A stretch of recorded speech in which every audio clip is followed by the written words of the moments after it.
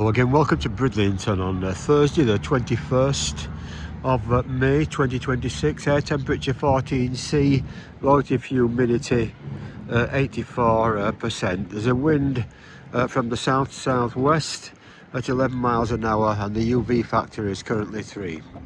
Approach Bridlington Harbour Commissioner's Boatyard, and if you're thinking of visiting Bridlington from another part of the world, this time of year is likely the best. Third week in May. The countryside, the Yorkshire countryside, driving over from Wakefield was absolutely beautiful this morning. So here we see the yacht Anna. A look at the construction here, the keel.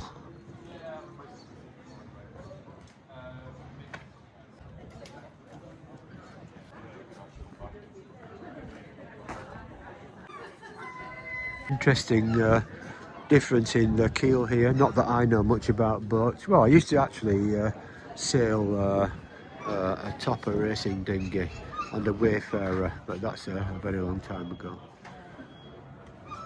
Support Fishermen's Mission.org.uk.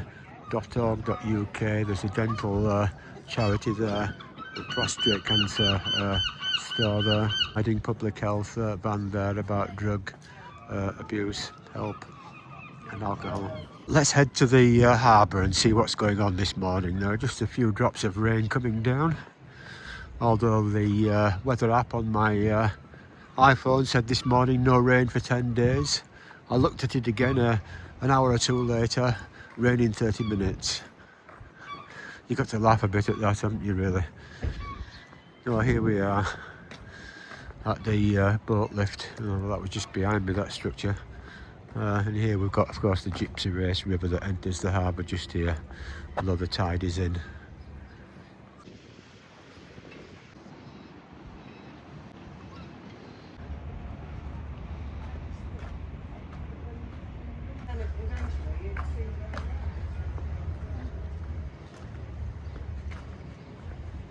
The Yorkshire Belle leaving harbour over there.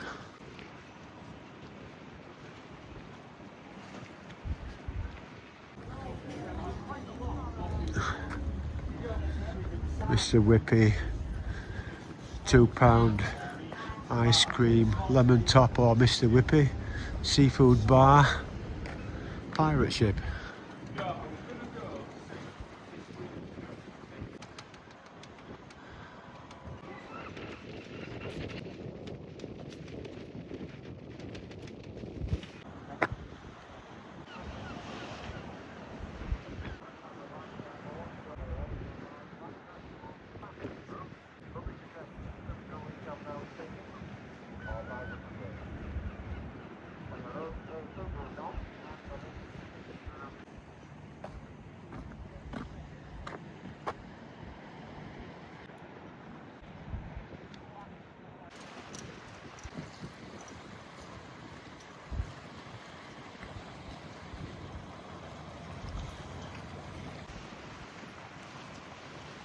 And here we have the old cannon on Bridlington Harbour now. You'll perhaps notice, compared with my last video of Bridlington, it no longer has the flag strapped to it, which amused me so much at the time.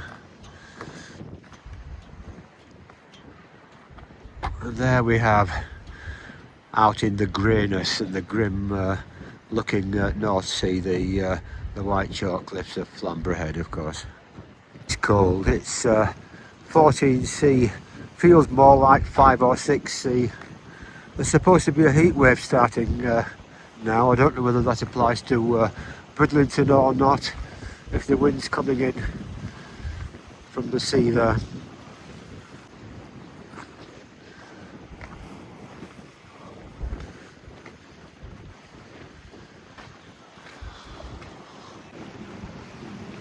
I think that was a fishing cobble out there. But it's pretty cool here. Let's have a walk back towards the town. In case you're wondering, my name is Mike B and I'm from West Yorkshire. You can no doubt tell that by my accent. And about 5 years ago I just thought I'll start taking some videos, because I had a phone at the time that was just about capable of doing that. And the very first video I took of Bridlington walking around here, I didn't even know how to use the camera on the iPhone properly. I did it in one continuous take.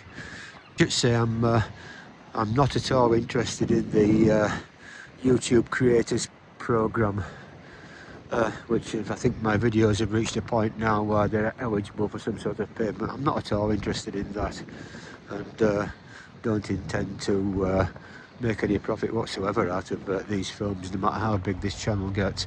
I just thought I'd start taking some videos of Bridlington. I spent a lot of my childhood here at Bridlington, out on the south shore there, and one day I was looking at old videos from the 1960s and 70s from Bridlington, and I couldn't really find very much at all. I mean, understandable given the equipment that was available at the time and the expense of it.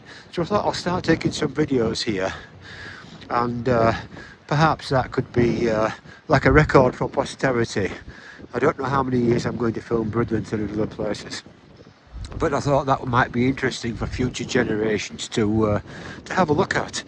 So that's the entire motivation for my channel. And this, of course, is the Bridlington section you're looking at now. Made about 250 videos so far of various places. They've all been filmed on a succession of iPhones, starting with the XS Max about 5 years ago. And I must say, I'm not impressed with them at all for filming. The reason I'm using an iPhone for filming is because my fingerprints have worn away. As I approach 80 years old, I no longer have fingerprints that an Android phone will accept, like the Samsung S26 Ultra, for example. I went to the Samsung store in Trafford Centre at Manchester, and there was nothing they could do for me at all, no. So my fingerprints just won't register on those phones. So because of your banking apps and so on them, I can no longer use an Android phone, or I'd much prefer to. Personally, it seems to me the app, you know, for filming on the iPhone is sort of, I find it difficult. I mean, for example, when you're recording, when you're not recording, you've got a red button, a circular button on the right hand side. When you are recording, you've still got a red button, and that's like a little a rounded off square with inside a sort of a dark grey area. But when you're walking along, perhaps in the rain and wind, all you notice is the red out of the corner of your eye, especially when you're sort of wearing glasses like I do. So I find it clunky, and I've got to do a lot of editing afterwards. Typically taking a lot of video clips and then putting them through the InShot app. Gypsy race dredge there tied up.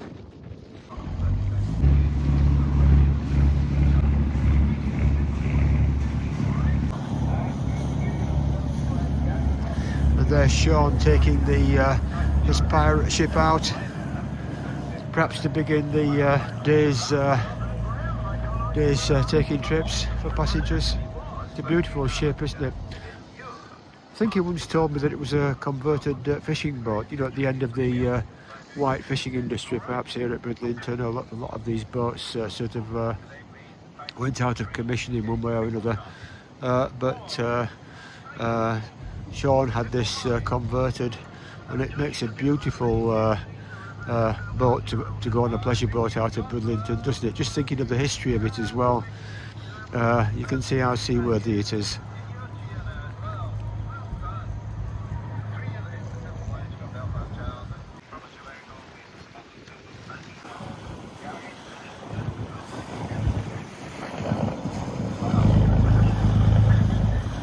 Looks like he's taking the seagull with him there.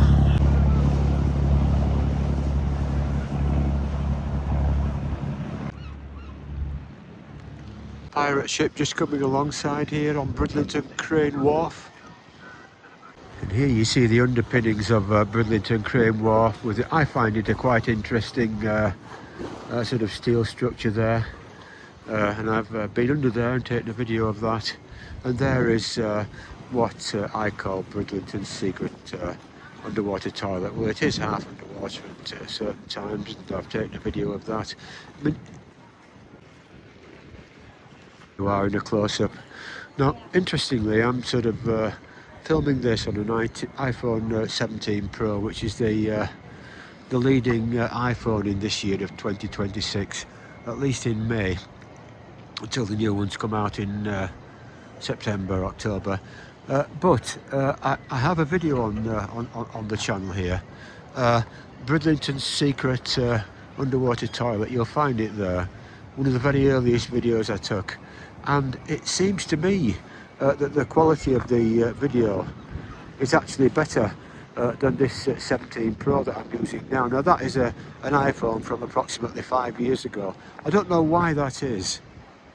Watch it. You know, just you tell me whether you think it's better or not, because I've sort of open comments now on these videos, quite restricted, you know, with lots of restrictions on it, because I once was a moderator on one of the UK's leading car forums, and to put it mildly, I had some bad experiences on there. However, this is YouTube, and of course you expect a whole lot better.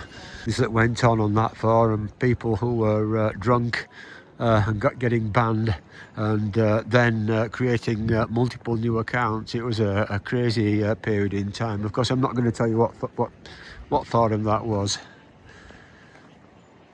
It was sort of a formative experience in when I started this YouTube channel, not to leave comments open.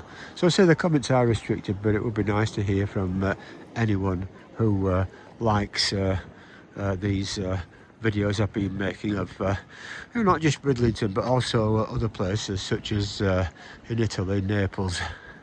And in case you're wondering about those tech reviews that I did, they're very tongue-in-cheek, you know. You've got to think I'm from Yorkshire, and it's sort of British sense of humour. Here we have this display on the edge of the harbour here, and you can see there some ships in the days of sail, and people on the beach. I think there's a rescue going on. There's something happening just here, if you see, and there you get the pier there. And imagine if you come to Bridlington and you're perhaps you know, a young person, you want to have a look at the history of it.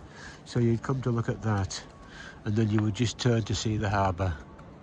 But of course, Bridlington have put the rubbish bin there, so you can't see it.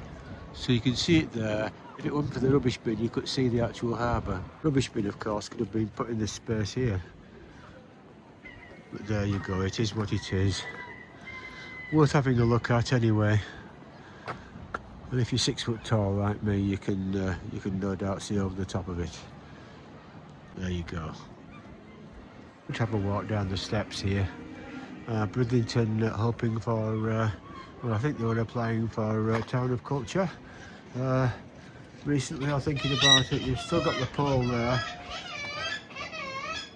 which in one of my earlier videos I referred to as sort of knockhead pole. You've also got to watch out for all this seagull droppings, because right above there, believe it or not, you've got a seagull colony.